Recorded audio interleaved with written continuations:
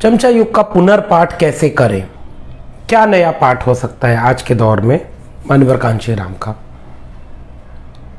अगर मैं मान्यवर कांशीराम की बात करूं तो 15 मार्च यानी आज ही के दिन 1934 में एक सामान्य परिवार में पंजाब में इनका जन्म होता है। कुछ लोग वहाँ प्रेरणा दिवस के रूप में इनके जन्म जयंती को मनाते हैं। इनको साहब, मान्यवर तमाम तरह के नामों से भी याद किया जाता है। पीरथपुर, बुंगा गांव, खवासपुर, रोपड़, चंडीगढ़ और जालंधर के बीच में है जहां इनका जन्म हुआ था। रविदसिया चमार जाति से इनका तबका आता था, लेकिन जिसने सिख धर्म अपना लिया था। रोपड़ से स्कूलिंग हुई और तमाम चीज़ें रहीं। मान्यवर कांशीराम पर बात करते हुए एक दो बातें हैं जो बहुत महत्वपूर्ण हैं, जहां से मैं अपनी बात शुरू करूंगा। अनंत राव अकेला ने एक छोटी सी कविता के जरिए एक बहुत शानदार बात कही है। तोड़कर मनुवाद का अभिमान कांशीराम ने, बहुजनों को दे दिया सम्मान कांशीराम ने, हाथ जिनके कांपते थे वोट करने के समय, रास्ते उनके किए आसान कांशीराम ने। कुछ बहुत महत्वपूर्ण स्लोगन हैं, नारे हैं। हम जानते हैं कि भारतीय राजनीति में नारों की कितनी अहमियत है। सामाजिक आंदोलन, जन आंदोलन या किसी भी तरह की एक खास विचारधारा, उसे जनता तक अगर ले जाना होता है तो कई बार उसमें भाषा बहुत अहमियत रखती है, और उस भाषा में कौन सी बात किस तर्क और शब्दावली के साथ कही जा रही है, ये एक बहुत महत्वपूर्ण बात होती है। मान्यवर कांशीराम ने भारतीय राजनीति का व्याकरण बदला। कहा तो यह जाता है कि डॉक्टर अंबेडकर को आजाद भारत में बहुत गहरे दफन करने की साजिश रचती गई थी, और जिन लोगों ने आजाद भारत में शुरुआत में राज करने के लिए कुर्सी संभाली, उन लोगों ने किताबें तक, जो डॉक्टर अंबेडकर की राइटिंग है, जो डॉक्टर अंबेडकर का अपना लिखा हुआ है, उन सारी चीज़ों को भी आम जनमानस तक पहुंचने नहीं दिया। पाठ्यक्रम से डॉक्टर अंबेडकर गायब, बहस मुबाहिजों से गायब। और माना यह जाता है कि उत्तर भारत, भारतीय संदर्भ में कह लें और खास कर उत्तर भारत के संदर्भ में कहें तो मान्यवर कांशीराम ने डॉक्टर अंबेडकर को नए तेवर, नई भाषा, नए विश्वास, आत्मविश्वास के साथ एक बृहत्तर नागरिक समाज के बीच फिर से स्थापित किया। ये काम डॉक्टर अंबेडकर को फिर से जनता करीब ले जाने का काम मान्यवर कांशीराम का। इसलिए उसमें उन नारों की बड़ी अहमियत है, जिन नारों के जरिए डॉक्टर अंबेडकर के विचारों, बहुजन आंदोलन को एक सामाजिक और सांस्कृतिक आंदोलन के बतौर कांशीराम जनता तक ले गए।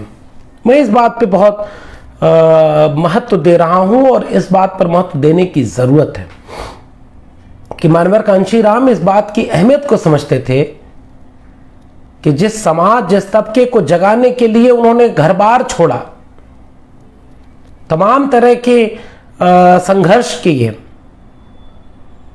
उसके लिए उन्होंने कहा कि मेरा समाज सोया हुआ है, मैं उसे जगाने आया हूं। उसमें इन नारों की बहुत अहमियत है।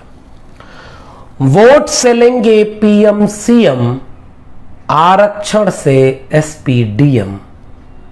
कितनी आसान भाषा और कितना गहरा तर्क अपनी लड़ाई को केंद्र में रखते हुए ये आम नागरिक तक, इसके लिए बहुत शिक्षित होने की जरूरत नहीं, इस नारे को समझने और जज्ब करने के लिए, अपने भीतर पचाने के लिए, अपने भीतर महसूस करने के लिए।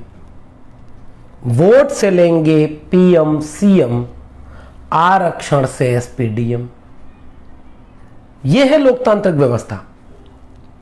वोट हमारा, राज तुम्हारा, नहीं चलेगा, नहीं चलेगा।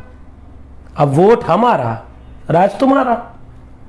हमारा वोट लेकर, यानी हमारा जब वो कांशीराम कहते हैं तो उनकी अवधारणा में कौन लोग हैं? 85% बहुजन समाज। वोट हमारा, राज तुम्हारा, नहीं चलेगा, नहीं चलेगा। अंबेडकर के सूट बूट ने जो काम किया, डॉक्टर अंबेडकर की अपनी पॉलिटिक्स थी। वो फकीर की तरह एक वस्त्र में लड़ाई नहीं लड़ना चाह रहे थे। वो कह रहे थे कि हमारे समाज को, हमारे तबके को, हमारे लोगों को आपने इंसान ही नहीं समझा। तो अंबेडकर अपनी पूरी पॉलिटिकल टैक्टिक्स के बतौर सूट बूट पहनते थे। मानवर कांशीराम पैंट शर्ट पहनते थे, सादा पैंट शर्ट, हाफ शर्ट उनकी आमतौर पर बहुत प्रसिद्ध थी। डॉक्टर अंबेडकर से अपने रिश्ते के बारे में मानवर कांशीराम अक्सर जिक्र करते हैं कि डॉक्टर अंबेडकर ने किताबें जुटाई, तर्क जुटाए, मैंने लोगों को जुटाया। राजनीति को मानवर कांशीराम गुरु किल्ली कहते हैं। चाबी, मेन चाबी, मुख्य चाबी, गुरु किल्ली। न कोई आम स्वीकृति, क्योंकि जाति इनकी चमार थी, न कोई उद्योगपति का समर्थन, न किसी मीडिया घराने का समर्थन, न शहरों का समर्थन, न शिक्षित जमात का और न संसाधन का। उसके बावजूद इस एक शख्स ने भारतीय राजनीति में वह अहमियत रची, वह संघर्ष किया, वह एक नए ढंग से अपनी पूरी आवाज को खड़ा करने का काम किया और बहुत कुछ बदल दिया। इसलिए इस शख्सियत को याद करना बहुत अहमियत रखता है। मानवर कांशीराम एक बात कहते थे कि हाँ, हम अवसरवादी हैं। इनके ऊपर आरोप लगता था कि आप तो अवसरवादी हैं और आप तो किसी के साथ भी समझौता कर लेते हैं। तो दो तर्क देते थे। एक तर्क ये देते थे कि हाँ, हम अवसरवादी हैं क्योंकि हम वे लोग हैं जिन्हें कभी अवसर ही नहीं मिले, तो हमें सत्ता पानी है, क्योंकि ताकि हम सत्ता पाकर अपने समाज, अपने तबके, अपने देश, अपने लोगों के लिए कुछ स्थायी परिवर्तन कर सकें। हाँ, हम अवसरवादी हैं, मगर जिसके साथ भी हमने सरकार बनाई, हमने उनका एजेंडा कभी लागू नहीं होने दिया, अपना एजेंडा लागू किया। अटल बिहारी वाजपेयी, वो इसी वाकये में एक प्रसंग आता है जब मानवर कांशीराम कहते हैं, अभी तक मैं कांग्रेस की तरफ ध्यान दे रहा था, कांग्रेस नष्ट हो गई, अब मैं भाजपा की तरफ ध्यान दे रहा हूं। आएंगे हम लोग इस बात पर विश्लेषण करने कि अगर आज मानवर कांशीराम होते तो क्या करते। कांग्रेस मुक्त भारत का नारा देकर के भारतीय जनता पार्टी सरकार बनाती है। ये वही भारतीय जनता पार्टी है जिसके साथ समझौता करने में कांशीराम जी ने कोई हिचक नहीं रखी। उसके लोग अलग अलग विश्लेषण करते हैं। अटल बिहारी वाजपेयी, इन्हें एक बार इनसे मिलने गए और इनसे प्रस्ताव रखते हैं अटल बिहारी वाजपेयी कि आप राष्ट्रपति बन जाइए, राष्ट्रपति का पद स्वीकार कर लीजिए। मानवर कांशीराम कहते हैं कि मुझे राष्ट्रपति नहीं बनना, प्रधानमंत्री बनाइए। और मानवर कांशीराम पूरे व्यवस्था को समझाने के लिए एक कलम पकड़ते थे। मैं एक कलम लेकर के अगर यह बात समझाऊं तो मानवर कांशीराम की एक तस्वीर आज उनके जयंती पर भी आप देखे होंगे, वो एक कलम को यूं करके पकड़े हुए हैं। इसका मतलब समझते हैं। दो चीजें थी। मानवर कांशीराम उस पूरी खड़ी कलम को दिखा करके कहते थे कि यह पूरी सामाजिक व्यवस्था है और इस सामाजिक व्यवस्था में जो शोषक है वो ऊपर बैठा हुआ है, नीचे जो जनता है वो शोषित हो रही है। इस व्यवस्था को हमें क्षैतिज कर देना, ऊर्ध्वाधर व्यवस्था को हमें क्षैतिज कर देना है। कोई शोषक ऊपर न बैठा रहे और कोई नीचे बैठ करके शोषण का शिकार न होता रहे। कलम लेकर के मानवर कांशीराम आम लोगों को समझाते थे। मानवर कांशीराम कलम लेकर समझाते थे। इसका अपनी भी एक व्यंजना है कि इस कलम से मुस्तकबिल बदलेगा। और वो जो समझाते थे वो इस किताब में आप देखेंगे, चमचा युग में पेज नंबर 111 पर एक सूची बनी हुई है। सामाजिक व्यवस्था ब्राह्मणवाद की देन।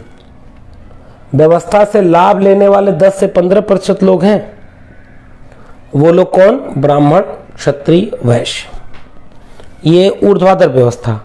और इसमें ये थोड़ा सा तबका जो 10 से 15% है, यह इस व्यवस्था का लाभ ले रहा है। व्यवस्था से पीड़ित 85 से 90% लोग बाकी हैं। ये बीच में लकीर है जो विभाजित कर रही है। यहाँ समाज बटा हुआ है, यहाँ धन संपत्ति का बंटवारा हुआ है। यहाँ से ऊपर ये 15% लोगों के पास सब कुछ है और इसके नीचे कौन है? मध्यम जातियां, इंटरमीडिएट कास्ट, अन्य पिछड़ी जातियां, ओबीसी, अनुसूचित जातियां, एससी, अनुसूचित जनजातियां, एसटी। और वो ये कहते हैं कि इस ढांचे में जो इमारत में ईंटें हैं वह तो बहुजनों की है, मगर इसमें ऊपर बैठ करके इसका लाभ लेने वाले लोग कौन हैं? जो जिनकी आबादी 15% है, लेकिन वो उस पूरे पायदान पर बैठ करके लाभ लेते हैं। और इस किताब का एक संस्करण जो छपा है उसके ऊपर भी लिखा हुआ है भारतीय सामाजिक व्यवस्था। इस व्यवस्था पर उन्होंने चमचा युग किताब लिखी है। चमचा युग का जो मैं सबसे महत्वपूर्ण हिस्सा है वह 2-3 हिस्सा अलग अलग टुकड़ों में आपके सामने रखना चाहता हूं।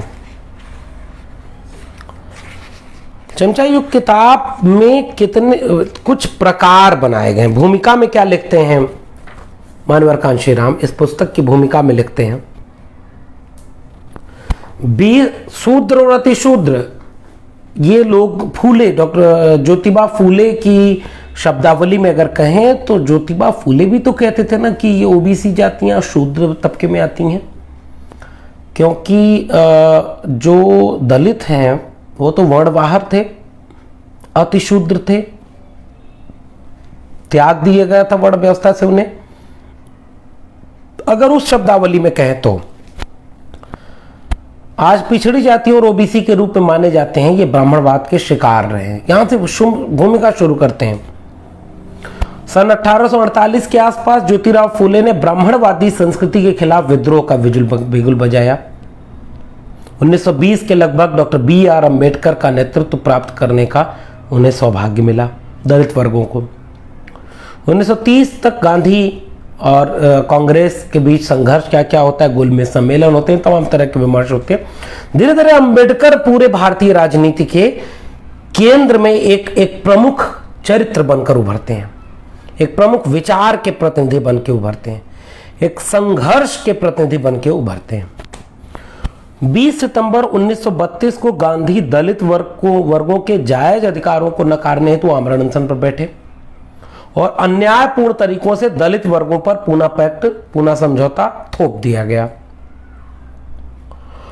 और इसी के साथ 24 सितंबर 1931 से को दलित वर्गों पर संयुक्त निर्वाचन थोपकर और पृथक निर्वाचन छीनकर पूना समझौता किया। चमचा युग शुरू हो गया। मानवर कांशीराम उसी दौर से चमचा युग की शुरुआत मानते हैं और वो ये कहते हैं कि इस पुस्तक को लिखने का उद्देश्य दलित शोषित समाज को, उसके कार्यकर्ताओं एवं नेताओं को दलित शोषित समाज में व्यापक स्तर पर विद्यमान पिट्ठू तत्वों को के बारे में जागृत करना है। कि सच्चे और नकली, असली और नकली का भेद पहचान पाए ये बहुजन समाज। हथियार, एजेंट, पिट्ठू और चमचा कहते हैं कि कई शब्द हैं, लेकिन सबसे महत्वपूर्ण बात है आम लोगों की कहावत में कि चमचा सबसे महत्वपूर्ण है। और इसके लिए उन्होंने क्या कहा कि आम लोगों का भाषा प्रयोग क्या, यदि आप किसी को चमचा कहकर पुकारें तो वह इसे पसंद नहीं करेगा और उसे बुरा लगेगा, किंतु जब आप युग को ही चमचा युग कह रहे हो तो आप बहुत सारे लोगों को बुरा कहने जा रहे हैं और वे प्रतिघात कर सकते हैं। क्योंकि कोई चमचा अपने आप कार्य नहीं कर सकता, इसलिए सहयोग से उससे काम कराने वाला उस चमचे का को प्रतिघात कर सकता है। इसलिए हमें चमचा प्रहार के लिए सावधान होना चाहिए। हाँ, लेकिन हमें चमचों के आक्रमण से डरना नहीं चाहिए, क्योंकि चमचा कोई शक्तिशाली या घातक हथियार नहीं है। यदि जरा भी जोर से प्रहार कर दिया जाए तो चमचा तुरंत गिर जाएगा। गिरा हुआ चमचा पूर्णतः घातक होता है। 24 सितंबर 1982 को यह किताब की भूमिका लिखी गई। 4 प्रकार, और ये पूरी एक पृष्ठभूमि बताती है किताब कि कैसे डॉक्टर अंबेडकर एक संघर्ष करते हैं। डॉक्टर अंबेडकर यह कोशिश कर रहे होते हैं कि हम एक पृथक निर्वाचक मंडल इसको बनाने की लड़ाई लड़ रहे होते हैं। और डॉक्टर अंबेडकर ये मानते हैं कि अगर दलित वोटों से सवर्ण चुने जाएंगे तो दलितों को प्रतिनिधित्व नहीं मिलेगा, सभी के वोटों से दलित चुने जाएंगे तो भी उन्हें प्रतिनिधित्व नहीं मिलेगा, उनको हिस्सेदारी नहीं मिलेगी, उनको हक हुकूक नहीं मिलेगा।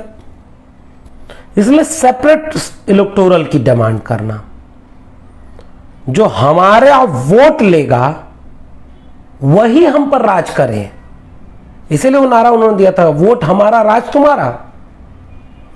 तो एक लंबा विमर्श जो चला उसका विश्लेषण करते हैं और कहते हैं कि जिस दिन पूना पैक्ट लागू कर दिया गया उसके बाद से इस राजनीति ने, सुरक्षित सीटों की राजनीति ने केवल चमचे पैदा किए।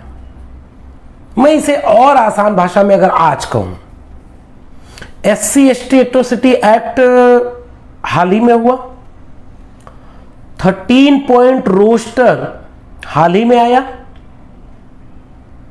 आरक्षण पर हमला, सार्वजनिक संपत्ति और सरकारी नौकरियों को बेचा जाना, संविधान की मूल भावना को कमजोर किया जाना, दलित, पिछड़े, आदिवासियों पर क्रमशः बढ़ते जा रहे बलात्कार, हत्या, फेक इनकाउंटर, जमीन का कब्जा, तमाम तरह के शोषण, ये सारी घटनाएं पिछले दिनों में लगातार बढ़ती गई हैं।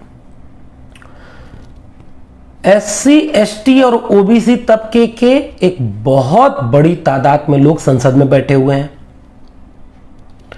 तमाम वे लोग हैं जो सुरक्षित सीटों पर चुनाव जीतकर आए हैं और उसमें भी सबसे बड़ी संख्या जो पार्टी की सरकार इस समय है ना केंद्र में, उनके लोगों की, उनके सांसदों की है। लेकिन पता है वो सीट वो जीते रिजर्व कैटेगरी की, यानी दलित सीट, सुरक्षित सीट पर। और काम किसका कर रहे हैं? जिसके चुनाव चिन्ह पर उन्होंने चुनाव लड़ा, जिस पार्टी से टिकट लेकर के उन्होंने चुनाव लड़ा, जिस पार्टी से टिकट खरीद करके उन्होंने चुनाव लड़ा। तो जिस तबके के नेता उन्हें होना चाहिए था, क्या वो उस तबके के नेता हुए? वो चमचे बन गए। इसलिए पूना पैक्ट के पूरे बाद के दौर को ही वो कहते हैं कि चमचों का दौर शुरू हो गया। और चमचा युग कितना पुराना है, ये हिंदुओं का औजार है, कुछ कुछ बातें मैं टुकड़ों में कह रहा हूं। चमचा बनाने की आवश्यकता इसलिए पड़ी क्योंकि सच्चे और वास्तविक संघर्षकर्ता का विरोध करवाया जाता है कि शोषक पीछे रहे, चमचे को आगे भेज दे। मैं याद करता हूं जब चमचा युग को पढ़ते हुए अपने वर्तमान दौर को, तो मैं पाता हूं कि दलित सांसद को, दलित मंत्री को आरक्षण पर हमला कराने के लिए संसद में सबसे आगे खड़ा कर दिया जाता है। दलित राष्ट्रपति हैं, दलित मंत्री हैं, तमाम कैबिनेट मंत्री हैं। एक तो औकात किसी की कुछ है नहीं, औकात वाला शब्द मैं इस्तेमाल कर रहा हूं, जानता हूं कि यह हल्का शब्द है, लेकिन उसको समझिएगा। किसी भी कैबिनेट मिनिस्टर की यह हिम्मत नहीं है कि वो लेटरल एंट्री पर कायदे से एक स्टैंड ले ले। 13 पॉइंट रोस्टर पर नहीं लिया, SC ST एट्रोसिटी, हाँ जब अंदर से संकेत मिल जाता है कि हाँ थोड़ा तुम भी बोल दो, क्योंकि जन आंदोलन बहुत बड़ा खड़ा हो गया। 2 अप्रैल का भारत बंद हो गया। किस सुरक्षित सीट के नेता ने भारत बंद करवाया? किस दलित पिछड़े आदिवासी नेता ने भारत बंद कराया 2 अप्रैल का?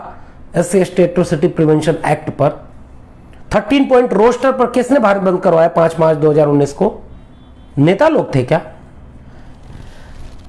वो मुहरे बना करके आगे पेश कर दिए जा रहे हैं। और सरकार जिसे दिखना डेमोक्रेटिक है, जिस सरकार की मजबूरी यह है कि वह, कल्पना करिए, वो केवल ब्राह्मण, अगर 15% ब्राह्मण क्षत्रिय वैश्य पूरे देश के संसाधनों पर कब्जा जमाए रखने के साथ साथ राजनीति में भी केवल वही लोग दिखते, तो वो डेमोक्रेटिक नहीं नजर आते। तो उन्होंने अपने जैसे चमचे तैयार कर दिए दलितों में, पिछड़ों में, और अब हम जिस दौर में जी रहे हैं हर जाति में चमचे पैदा कर दिए गए हैं। ये मानवर कांशीराम कह रहे हैं। और आप मानवर कांशीराम की बात से अगर सहमत नहीं होना चाहते तो मैं कह रहा हूं आप बिना इस चमचाइयों की किताब को पढ़े सीधे आप मुखातिब होइए अपने आसपास के जगहों पर और देखिए कि जो पिछड़ा है, पिछड़े जाति से आने वाले सांसद पिछड़ी जाति के किन मसलों को लेकर के जन आंदोलन खड़ा किए अपनी पार्टी के विरोध में जाकर के। एक भी नहीं मिलेगा। गिने चुने कोई अपवाद मिल जाए वो बात अलग है, लेकिन वह जो पिछड़ी जाति का सांसद था वह चमचा किसका बन गया? अपनी पॉलिटिकल पार्टी का। और उसकी पॉलिटिकल पार्टी पूरे केंद्रीय सरकार में राइट लेफ्ट सेंटर किसी की भी पार्टी रही हो, उन पार्टीज ने खुद के चेहरे बदसूरत न दिखें, अगर केवल अपर कास्ट उनकी पूरी पॉलिटिकल पार्टी में फेस में सब कुछ में रहेगा तो वो डेमोक्रेटिक कैसे दिखेंगे? तो कुछ चमचों की जरूरत होती है ताकि मंच पर वो चमचे बैठाए जा सकें कि ये दलित है, ये पिछड़ा है, ये आदिवासी है, ये अति पिछड़ा है, ये तमाम अलग अलग जातियों के चमचे। क्योंकि लीडरशिप किसके हाथ में है? अपर कास्ट के हाथ में। लेफ्ट राइट सेंटर सब में लीडरशिप किसके हाथ में? अपर कास्ट के हाथ में। कहने को ये बहुत कहा जा रहा है कि नरेंद्र मोदी पिछड़ी जाति के हैं। कैसे पिछड़ी जाति के हैं वो भी आप देखिए। केवल 2014 के चुनाव में उनको पिछड़ी जाति याद आई। उनके कैबिनेट में एक भी पिछड़ा ताकतवर मंत्री क्यों नहीं है भाई? कैबिनेट मंत्री उनका पिछड़ा कौन है? पिछड़े वर्ग का। उनकी पॉलिटिकल पार्टी में पिछड़े वर्ग का भाजपा का अध्यक्ष क्यों नहीं बन पाया? उनके पिछड़े वर्ग की तबके से आने वाला कैबिनेट सेक्रेटरी उन्होंने कितना रखा है अपने मंत्रालयों में? पीएमओ में कितना रखा है? सेंट्रल गवर्नमेंट में कितना रखा है? और अब ये जो लेटरल एंट्री जैसी चीजें ला रही हैं वो कौन सा पिछड़े वर्ग का कल्याण कर रहे हैं? तो ये सब क्यों ऐसा हो पा रहा है? क्योंकि हर पॉलिटिकल पार्टी में, हर पब्लिक स्पेस पर कुछ चमचे बैठा दिए गए हैं। वे चमचे समाज के प्रति जिम्मेदार होने की बजाय सांस्कृतिक, सामाजिक और वैचारिक परिवर्तन की जिम्मेदारी निभाने की बजाय वे चमचे अपने राजनीतिक दल की चमचागिरी करने में पूरा जीवन बिताते हैं। विधायक बनना कोई सामान्य बात होती है? प्रधान बनने में देखिए कितना पीढ़ियां बदल जाती हैं। इतना एक बार में ही प्रधान बन करके आप काम कर सकते हैं। विधायक सांसद बन गए तो करोड़ों रुपए का व्यापार है भाई। समाज वहीं ठहरा रह गया और समाज को बदलने के नाम पर जो लोग चुन के गए वो चमचे बन गए। किसके? जिन हाथों से उन चम्मच का इस्तेमाल किया जा रहा है। चमचे, एक दृश्य में दिखाता हूं इस किताब में। उन्होंने चमचों का प्रकार भी बताया है कांशीराम ने। ये देखिए एक चम्मच बने हैं, चमचा योग, माइनॉरिटीज, विविध किस्में, SC ST OBC, हर तरह के चमचे बने हैं। और चमचों के प्रकार ये बताते हैं। क्या लिखते हैं? जाति और समुदायवार चमचे, अनुसूचित जातियों यानी एससी के बीच में जो चमचे बने उनको कांशीराम क्या कह रहे हैं? अनिच्छुक चमचे। अनुसूचित जनजातियों के चमचों को क्या कह रहे हैं? नवदीक्षित चमचे, नए नए चमचे बने। अन्य पिछड़ी जातियों के चमचों को क्या कह रहे हैं? महत्वाकांक्षी चमचे। और अल्पसंख्यक चमचों को क्या कह रहे हैं? मजबूर चमचे। पार्टीवार चमचे क्या कह रहे हैं? हर पॉलिटिकल पार्टी के अपने चमचे। तीसरी कैटेगरी उन्होंने बनाई अबोध और अज्ञानी चमचे, जिनको तो पता ही नहीं होता कि उनको कैसे इस्तेमाल किया जा रहा है। हर संघर्ष में उनको अपने लोगों के खिलाफ खड़ा कर जाता है। ज्ञानी चमचे या अंबेडकरवादी चमचे, उसके लिए उन्होंने कहा कि प्रबुद्ध चमचे वो हैं जिसके लिए स्वयं डॉक्टर अंबेडकर ने इशारा कर दिया था। ज्ञानी धानी बनाए गए लोगों के आचरण देखेंगे आप तो कैसे वो उस पूरे तबके के खिलाफ खड़ा होता है। रिपब्लिक पार्टी ऑफ इंडिया के महामंत्री, दलित पैंथर के पदाधिकारी और डॉक्टर अंबेडकर की प्रबुद्ध बिरादरी के कुछ वरिष्ठ अधिकारी, एक बहुत बड़ी कमेटी बनी, उसमें शामिल थे। और तब कांशीराम कह रहे हैं कि ये सारे लोग प्रबुद्ध चमचे थे। चमचों के चमचे कैटेगरी और है।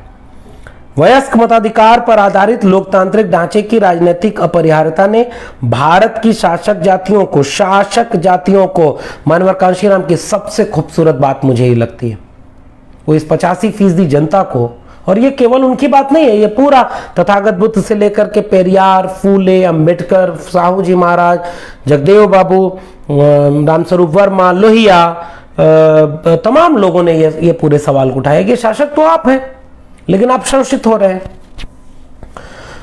उन जातियों को भारतीय पीड़ित शोषित समुदाय के बीच चमचे पैदा करने के लिए बाध्य कर दिया। बड़े से बड़े स्तर पर सक्रिय चमचे बड़े मामलों की व्यवस्था स्वयं नहीं कर सकते, इसलिए उन्हें शासक जातियों की वफादारी से और पूरी सेवा करने के लिए स्वयं अपने चमचे बनाने की जरूरत पड़ती है। इसलिए जो खुद चमचा है उसके चमचे, और आज अगर मैं बात कहूँ, चमचे कुछ विदेशी चमचे भी जिक्र किया उन्होंने कि कैसे भारत से बाहर रह करके उन्होंने क्या क्या काम किया। चमचाइयों का दुष्परिणाम ये हुआ कि पूरा कल्चरल मूवमेंट खत्म हो गया, रुक गया। तमाम पॉलिटिकल पार्टियां अंबेडकर के नाम पर बनी, उनके बीच किस तरह से विभाजन होता गया, कैसे वो सारी चीजें बदलती गईं, ये चिंता अंबेडकर की है, मानवर कांशीराम की है। मैं जिस विश्वविद्यालय में पढ़ाता हूं उस विश्वविद्यालय में पिछड़ी जाति के शिक्षक हैं, सजग लोग हैं, पिछड़ी जाति में संघर्षशील लोग हैं, बहुत मेहनत करते हैं, जोखिम उठा करके संघर्ष कर रहे हैं, लेकिन एकजुट नहीं हो पा रहे। दिक्कतें, हर तरफ दिक्कतें हैं। दलित जाति में ज्यादा लोग हैं, रिजर्वेशन पहले मिल गया था, तो दलित के नाम पर जितने लोग उससे ज्यादा संगठन बने हुए हैं। सारे लोग अंबेडकराइट हैं, मतलब जो संघीय अंबेडकराइट है, मैं अभी उसकी बात नहीं कर रहा हूं। जो आप अंबेडकर के मानने वाले हो करके आप संघ के विचारक को बुला करके अंबेडकरवाद पर भाषण कराते हैं, तो आप कौन से विचारक हैं? और ऐसे लोगों की संख्या इसमें बढ़ती जा रही है। संघ ने बाकायदे हर जाति के इतिहास को राजपूताना इतिहास घोषित करके मोटी मोटी किताबें लिखवाई और गांव गांव पहुंचा रहा है, राष्ट्रीय स्वयंसेवक संघ।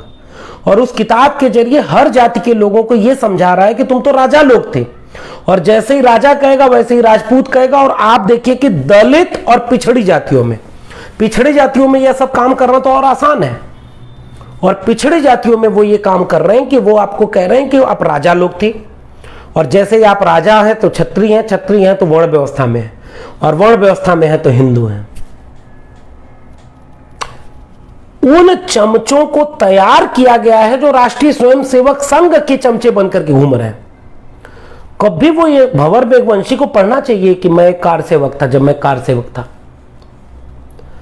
इस पूरे विमर्श को इस तरह से देखने की जरूरत है कि आज जो हमारा वक्त है, इन चमचों की वजह से पूरे कल्चरल सोशल रिवॉल्यूशन के मूवमेंट में एक कमजोरी आ गई है। और अब हम लोग ये लगातार सोचने लगे हैं कि जो भी बदलाव आएगा केवल राजनीति से आएगा। तो सब कुछ ऐसा लगता है कि चुनाव केंद्रित हो गया है। सपा, बसपा, आरजेडी, हमें लगता है कि जैसे लगता है ये अगर नहीं बची तो फिर पूरा बहुजन समाज नष्ट हो जाएगा। इसके दोनों पक्ष हो सकते हैं, सपा, बसपा, आरजेडी, लोक दल, जनता दल के पुराने धड़े। बहुत विपरीत माहौल है। तो एक बार की ये लग सकता है कि जो एस्टेब्लिश्ड पार्टियां हैं अगर वही नहीं बच पाई तो नई पॉलिटिकल पार्टियां बनने ही नहीं देंगे। ये लोग वो आपस में लड़ा देंगे। वो पैसे नहीं आपके पास होंगे, मीडिया घराने आपके पास नहीं होंगे, तो आप लड़ेंगे कैसे? कोई नया, कोई सपा, कोई बसपा, कोई DS4, कोई वाम सेफ, कोई लोक दल, कोई जनता दल, कोई लोक समता पार्टी, कोई लोक जनशक्ति पार्टी, कहां बन पाएगा? ये खतरा है कि अगर ये भी नष्ट हो गया और नया कोई नहीं बना तो फिर आपकी आवाज कौन उठाएगा? लेकिन संभावना भी तो है कि हो सकता है कि कल्चरल सोशल मूवमेंट अगर मजबूत होता तो जनता नए नेता पैदा करती। मैं इसको एक उम्मीद से देखता हूं। बेशक पैसा इसमें बहुत महत्वपूर्ण भूमिका निभाता है। बिना पैसे के आप एक चुनाव नहीं लड़ सकते, एक छोटा सा कार्यक्रम नहीं कर सकते। आपको वक्ता बुलाना है, आपको किराया भाड़ा देना होगा, उसको बैनर पोस्टर लगाना होगा, एक हॉल बुक करना होगा। 10 लोग जो रोज निवाला मुंह में जाएगा उसके लिए मेहनत कर रहे हैं। और आपके तबके के लोग अंबानी अडानी सब नहीं है, पैसा नहीं है। ऐसे में क्या होगा? आप एक ऑर्गेनाइजेशन बना करके उसको चला नहीं पाएंगे। फिर आपके लिए आसान रास्ता क्या होगा? किसी एस्टेब्लिश्ड पॉलिटिकल पार्टी में जाकर के चमचे बन जाना और उसके टिकट पर चुनाव लड़ना, वोट लेना अपने समाज का, और फिर जिस पॉलिटिकल पार्टी से जीत करके जाना उसके एजेंडे पर काम करना। वो समाज के एजेंडे पर काम नहीं करते। इसलिए आज के दौर में हर पॉलिटिकल पार्टी में ऐसे तमाम तरह के चमचे मिल जाएंगे। और इवन पॉलिटिकल पार्टी से बाहर जाकर देखें तो सोशल कल्चरल स्पेस में भी ऐसे तमाम चमचे मिल जाएंगे जो लगातार इस पर काम कर रहे हैं कि एक मास मूवमेंट न बन पाए। कोई भी जिला, कोई भी जगह उठाकर देखिए, 20 लोगों के 30 संगठन है। सारे लोगों की कार्यक्रमों पर पूरे मिलकर पेरियार है, लेकिन वो सारे लोग आपस में एक नहीं होंगे क्योंकि सबके अपने अपने महत्वाकांक्षाएं हैं। कोई किसी से छोटा नहीं होना चाहता, कोई किसी के पीछे नहीं खड़ा होना चाहता, कोई जनता के पीछे नहीं जाना चाहता। तो सब अपना झंडा बैनर लेकर के लक्ष्य पर एक बारगी है, ठीक भी है। चलिए 10 जगह से आपकी बातें जा रही हो तो इसमें भी बुराई नहीं है। केवल एक छतरी क्यों होनी चाहिए? RSS लेकिन एक छतरी है। RSS ने अपनी छतरी के नीचे 1000 छतरी बना रखी। हिंदू युवा वाहिनी, हिंदू रक्षा दल, विश्व हिंदू परिषद, बजरंग दल, हिंदू स्वाभिमान दल, हिंदू क्या दल, हिंदू वो दल, हिंदू ये दल, सब बना रखा है RSS ने। लेकिन अम्ब्रेला पार्टी एक है। ऑर्गेनाइजेशन बहुजन मूवमेंट फेल हुआ है इस चीज को करने में। मुझे लगता है इसके पीछे एक बहुत गहरी वजह हमारे दौर के चमचा युग की विशेषताएं हैं कि जाति के नाम पर हम सामाजिक न्याय के लिए लड़ते हैं। हर जाति में नेता पैदा हो रहा है, इसे तो अच्छा करना चाहिए, मैं इसे बुरा नहीं मानता। मल्लाहों का एक नेता, निषादों का एक नेता, धोबी एक नेता, पासी एक नेता, अहिरों का अपना, मौर्य का अपना नेता, पटेलों का अपना नेता, सबका है, बुराई नहीं है इसमें। लेकिन मैं एक सवाल पूछूंगा, वो नेता किसकी गोद में बैठ करके आपके काम कर रहा है? क्या कोई नेता के करीबियों का काम हो जाएगा? क्योंकि बहुत छोटे तबके से अगर वो आया है तो वो जल्दी से कुर्सी पाना चाहेगा, क्योंकि वह नेता जनता के बीच जाकर के लंबे वक्त तक संघर्ष नहीं कर सकता। न तो उस नेता में धैर्य होगा, न तो उस नेता में ईमानदारी होगी, और सच बताएं तो एक बड़ी वजह यह भी है कि न तो उस नेता के पास पैसे होंगे, क्योंकि उसके लोग पैसे नहीं दे पाते। इसलिए वो नेता जो होगा, जाति का नेता होगा, वो जल्दी से कुर्सी पाना चाहेगा। तो कभी इस पार्टी में होगा, फिर कभी इस पार्टी में होगा, कभी गले मिलेगा, जिसको गाली देगा उससे गले मिलेगा, पार्टी मर्ज कर लेगा, सब कुर्सी पाने चलेंगे। ये सब क्या है? ये चमचे नहीं है। और हर जाति में ऐसे चमचे आ गए हैं। मुझे लगता है कि अगर आज मान्यवर कांशीराम होते तो मेरा विश्लेषण ऐसा है कि राष्ट्रीय स्वयंसेवक संघ और भारतीय जनता पार्टी के इस उभार पर एक बार विश्लेषण करते कि तीसरी सबसे बड़ी पार्टी, राष्ट्रीय पार्टी बना दी थी उन्होंने बहुजन समाज पार्टी को। पिछड़ी जातियों के लिए मानवर कांशीराम पेज नंबर 90 पर लिखते हैं, अन्य पिछड़े वर्ग के लोग सार्वधानिक पीड़ित शोषित लोगों के अर्थात अनुसूचित जनजाति और जातियों के कुछ अधिकार 17 अगस्त 1932 में मिला। 50 साल बीतने के बावजूद पिछड़े वर्ग अब तक अधिकार विहीन है। अल्पसंख्यक समुदाय बूचड़ खाने में पड़ा है, सांप्रदायिक दंगों में सबसे ज्यादा शिकार हो रहा है। इसलिए अपने हिसाब से पिछड़े वर्ग, माइनॉरिटी, दलित वर्ग, आदिवासी वर्ग सबको जोड़ने की बात मानवर कांशीराम कहते हैं। मुझे लगता है कि मेरा ऐसा विश्लेषण है कि अगर आज मानवर कांशीराम होते और आज ये चमचा युग लिख रहे होते तो इस चमचा युग किताब में उन्होंने बाकायदा नाम लेकर के लिखा है। कुछ कई बड़े लोगों के नाम लिखे हैं, कौन कांग्रेस का चमचा था। आज होते तो भारतीय जनता पार्टी के चमचों का नाम लिखने का साहस करते कि वो सारे लोग चमचे बन गए। मैं अपने विश्लेषण को यहां ले करके सोचना चाहता हूं, मेरी निगाह में वे सारे लोग चमचे हैं जो बहुजन आंदोलन को केवल राजनीतिक बना करके जल्दी से टिकट पाना, जल्दी से टिकट पा करके जीतना और जीतना वोट लेकर के अपने तबके का और काम करना उस पार्टी का जिसके चुनाव चिन्ह पर जीते हैं, और भले ही वह काम अपनी जनता को दफन करने का क्यों ना हो। वे सारे लोग चमचे हैं। वे सारे लोग चमचे हैं जो एक कल्चरल सोशल मूवमेंट को अपने लोगों के बीच ले जाकर के, कल्पना करिए इस समय जब हिंदू राष्ट्र उफान पर है, क्यों नहीं इतने सारे संगठन हैं। Ambedkar on wheel, Ambedkar on wheel करके कांशीराम एक अभियान चलाते थे, पेरियार मेला लगवाते थे, अंबेडकर मेला लगवाते थे। आज तो इसकी सबसे बड़ी जरूरत है। आज क्यों किसी में यह साहस नहीं है कि वो गांव गांव चल करके, इतने दलित पिछड़े हैं, क्यों नहीं पेरियार मेला लगवाओ। हिंदुत्व की पूरी राजनीति उसी दिन ध्वस्त न हो जाए तो कहिएगा। अंबेडकर मेला लगाइए, फूले मेला लगाइए, पेरियार मेला लगाइए, सावित्रीबाई फूले मेला लगाइए। आप जनता के बीच नहीं जाना चाहते। और दूसरा काम यह हुआ है कि एक चमचे को दूसरे चमचे का दुश्मन इसलिए बना दिया गया कि वो चमचे आपस में लड़े। यादव, मौर्य, पटेल, कुशवाहा, तमाम जातियां जो ओबीसी जातियां हैं, उन सब में आपस में दूरी और हर तरफ चमचे। किसी जाति को मैं बख्श नहीं रहा हूं। ऐसे ही दलित तबके में, ऐसे ही ओबीसी तबके में, ऐसे ही माइनॉरिटी तबके में, यह जो चमचों की एक श्रृंखला बना दी गई, ऐसा लगता है कि पूरा समाज उसी चमचे के पीछे है, क्योंकि समाज अपना नया नेता पैदा नहीं कर पा रहा है। आज जरूरत इस बात की है कि हिंदुत्व के इस पूरे विमर्श को ध्वस्त करने की जिम्मेदारी बहुजन तबके पर है।